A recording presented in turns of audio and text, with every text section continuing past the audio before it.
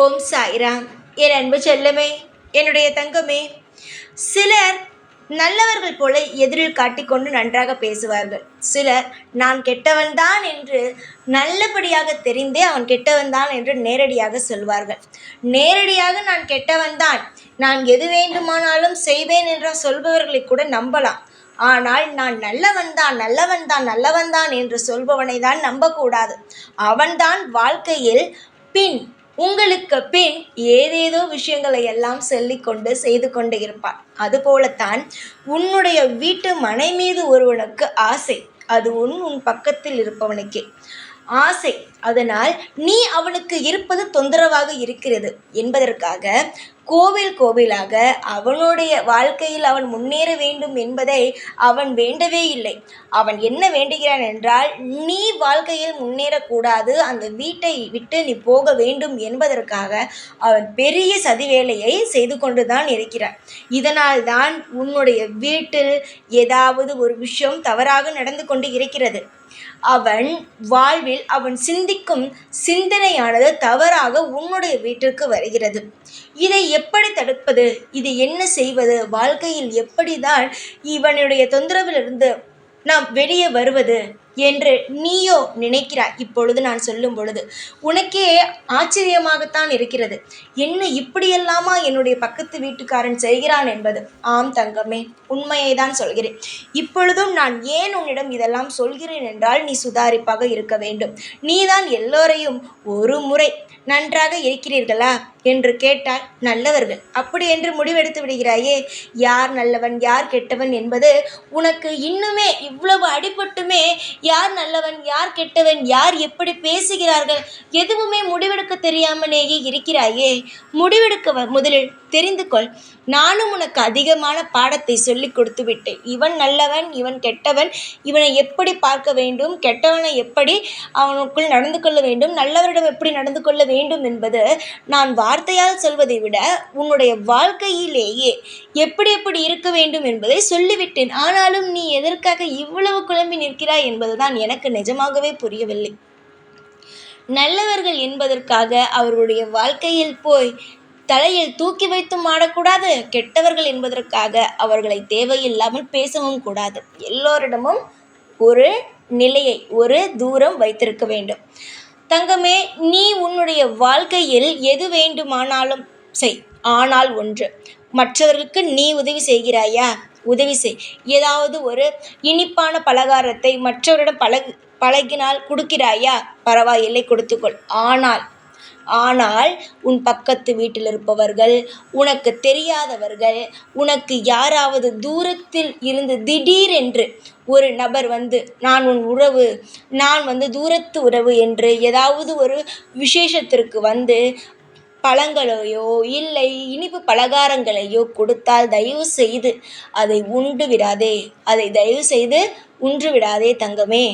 வாழ்க்கையில் யார் யார் எந்தெந்த நிலையில் ஒவ்வொரு விஷயத்தையும் செய்கிறார்கள் என்பது தெரியாது. அது எந்த ஒரு விசேஷமான நாளாக இருந்தாலும் இருக்கட்டும், எந்த ஒரு பலகாரங்கள் கொடுத்தாலும் அதை உண்ணாதே. எந்த ஒரு பூவோ பழமோ காய்கறியோ எதை அவர்கள் கொடுத்தாலும் அதை வாங்கி கொள்ளாதே. உன்னிடம் இல்லாததா? உன்னால் எல்லாவற்றையும் வாங்க முடியும்.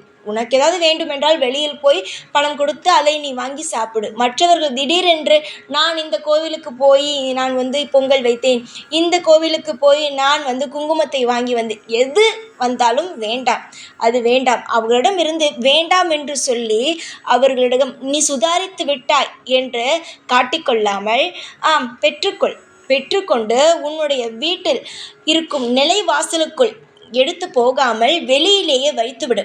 அவர்கள் போன பிறகு அதை தூக்கி எறிந்துவிடு. புரிகிறதா? ஏனென்றால் யாரையும் நம்பக்கூடாது. ஏனென்றால் யார் யார் எப்படி எந்தெந்த நிலையில் இருக்கிறார்கள் என்பது புரியாது. உன்னுடைய வாழ்க்கையில் சில பிரச்சனைகள் நடப்பதற்கு காரணமே நீ உன் பக்கத்து வீட்டில் இருப்பவன் உன்னை வாழவே கூடாது, அந்த மனையிலிருந்து உன்னை காலி செய்ய வேண்டும் என்பதற்காகத்தான்.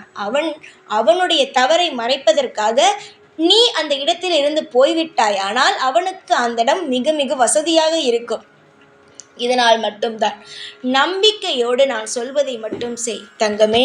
உன்னுடைய வாழ்க்கையில் எது நல்லது, எது கெட்டது, எதை செய்யலாம், எதை செய்யக்கூடாது என்பது ஒவ்வொரு இடத்திலும் நான் உனக்கு சொல்லிக் கொடுத்து கொண்டே இருப்பேன். நீ அதை கேட்டுக்கொண்டு நடந்தாயானால் உன் வாழ்க்கையிலிருந்து நிச்சயமாக தப்பிக்கலாம். உன்னுடைய வாழ்க்கையில் நான் தான் சொல்லிவிட்டேனே, உன்னுடைய பக்கத்தில் இருப்பவன் உன்னை ஏதாவது செய்து மனையிலிருந்து நகர்த்த வேண்டும் என்று நினைக்கிறான். அவன் கோவில் கோவிலாக ஏறி அவனுக்கு கூட வேண்டாமல் உனக்காக இந்த அம்மா எனக்கு உதவி செய்யுங்கள் என்று வேண்டுகிறான். ஆனால் ஒன்று, யாரையும் கெட்டது சொல்லி ஒரு தெய்வத்திடம் வேண்டினால் அந்த தெய்வம் அவனுடைய பேச்சை கேட்காது. அவனுக்கு என்ன தண்டனை கொடுக்க வேண்டுமோ அதை தான் கொடுக்கும். புரிகிறதா? அதனால் அதை நீ நினைத்து பயப்படாதே. உன்னுடைய வீட்டில், உன்னுடைய வாசலில், உன்னுடைய மனையில் நீ காலம் காலமாக சந்தோஷமாக தான் இருப்பாய். ஆனால் எவன் வேண்டுகிறானோ அவனை காலி செய்துவிட வேண்டியதுதான். புரிகிறதா? ஆனாலும் ஏன் நான் இப்பொழுது இதை சொல்கிறேன் என்றால், யார் எது கொடுத்தாலும் வாங்கி சாப்பிடாதே. அவர்கள் கொடுக்கிறார்கள் என்பதற்காக உன் வீட்டிற்குள் எடுத்து வராதே. அதுபோல இன்னொரு விஷயம், நன்றாக இதை காதில் வாங்கிக்கொள். யாராக வேண்டுமானாலும் இருக்கட்டும், உன்னுடைய அம்மா அப்பா, உன்னுடைய உறவுகள், தெரிந்த உறவுகள், நெருங்கிய உறவுகள், இவர்களை மட்டுமே உன்னுடைய வீட்டிற்குள் அனுமதி. அதை தவிர வேறு யாரையும், தூரத்திலிருந்து வந்தேன், இந்த சொந்தம் தூரத்திலிருந்து வந்தேன் என்றாலும் சரிதான், உன்னுடைய பக்கத்து வீடாக இருந்தாலும் சரிதான், உன்னுடைய தேவையில்லாத அவன் ஒரு எதிரி என்று தெரியும், உன்னை பற்றி பின்னாடி பேசுகிறான் என்று உனக்கு தெரியும், ஆனாலும் அவன் உன்னை விட்டு நகர மாட்டேன் என்கின்றான். உன்னை பற்றிய விஷயத்தை தெரிந்து கொண்டு மற்றவரிடம் போய் சொல்கிறான் என்பது உனக்கு தெரியும். அது போன்ற உறவுகளை தயவு செய்து உன்னுடைய நிலைவாசலை உன் வீட்டிற்குள் தாண்ட விடாதே. நிலைவாசலுக்கு வெளியே அவர்களிடம் பேசு, ஆனாலும் அவர்களை வீட்டிற்குள் அனுமதிக்காதே. அவர்களுடைய கெட்ட எண்ணமானது உன் வீட்டை சுற்ற ஆரம்பித்துவிடும். அவர்கள் பார்க்கும் பார்வை கண்திஷ்டியாக மாறிவிடும். உன்னுடைய வாழ்க்கையில் நீ பெரிய வசதியாக வாழ வேண்டும் என்று ஒரு கனவு கோட்டையில் வாழ்ந்து கொண்டு இருக்கிறாய். அதற்கான முயற்சிகளையும் அதற்கான திட்டங்களையும் நீ போட்டுக்கொண்டுதான் இருக்கிறாய். அது எல்லாம் நடக்க வேண்டுமென்றால், இது போன்ற தீய கண் திருஷ்டியிலிருந்து நீ தப்பிக்க வேண்டுமென்றால், இவர்களை எல்லாம் வீட்டிற்குள் அனுமதிக்காமல் இருந்தால் உன் வாழ்க்கையில் நல்லது. சிலரை நீ பார்த்திருக்கிறாயா? நீ நல்லவள், ஆனாலும் சிலரை பார்த்திருக்கிறாயா? அனாவசியமாக வீட்டிற்குள் யாரையும் விடவே மாட்டார்கள். அவர்கள் எல்லோரும் சுதாரிப்பானவர்கள். அவர்கள் எல்லோரும் வீட்டு வாசலிலேயே பேசுவார்களே தவிர வீட்டுக்கு வாங்கலை என்று கூப்பிடவே மாட்டார்கள். அவர்களெல்லாம் சுதாரிப்பானவர்கள். நீதான் எல்லாரையும் நம்பி நம்பி இப்பொழுது என்னிடம் வந்து நிற்கிறாய். எல்லாரையும் நம்பிவிட்டு நீங்கள் சொன்னதை நான் கேட்கவில்லை, நான் இப்பொழுது என்ன செய்வது என்று இப்பொழுது நீதான் தவித்து கொண்டு நிற்கிறாய். புரிகிறதா? கவலைப்படாதே, எல்லாம் மாறும். எல்லாமே மாறும் நேரம் வரும். இப்பொழுது நான் எதற்காக இது உனக்கு சொல்கிறேன் என்றால், நீ சுதாரிக்க வேண்டும். இவ்வளவு விஷயம் உன் வாழ்க்கையில் உனக்கு தெரியாமல் நடக்கிறது. உன்னுடைய வாழ்க்கையை சிலர் வெறுக்கிறார்கள், நீ வாழவே கூடாது என்று நினைக்கிறார்கள் என்று உனக்கு நான் சொல்கிறேன். புரிந்து கொண்டால் எல்லாமே உனக்கு நல்லதாக நடக்கும். நான் எதையும் புரிந்து கொள்ளவே மாட்டேன், நீங்கள் சொல்வதெல்லாம் கிடையாது, அவர்கள் நல்லவர்கள், இவர்கள் நல்லவர்கள் என்று சொன்னால் அதற்கு மேல் உன் வாழ்க்கையில் நடப்பதற்கு நான் பொறுப்பு ஏற்றுக்கொள்ளவே மாட்டேன். நீ எப்பொழுதும் தெளிவாக இருக்க வேண்டும் என்பதற்காக மட்டும்தான் நான் ஒவ்வொரு விஷயத்தையும் பார்த்து பார்த்து சொல்கிறேன். ஆனாலும் அதையும் நீ கேட்கவில்லை என்றால் நான் ஒரு நாளும் ஒரு பொழுதும் நீ என்னத்தான் செய்தாலும் நான் அதை எதுவுமே ஏற்றுக்கொள்ள மாட்டேன். தைரியமாக இரு. உன் வீட்டிற்குள் தெய்வம் இருக்க வேண்டும் என்று நினைத்தால் நான் சொன்ன அனைத்து விஷயங்களையும் கடைப்பிடி. இல்லை, எனக்கு மற்றவர்கள் தான் முக்கியம் என்றால் அதற்கு மேல் உன் இஷ்டம். உன் வாழ்க்கையை நீ பார்த்து கொள்ள வேண்டியதுதான்.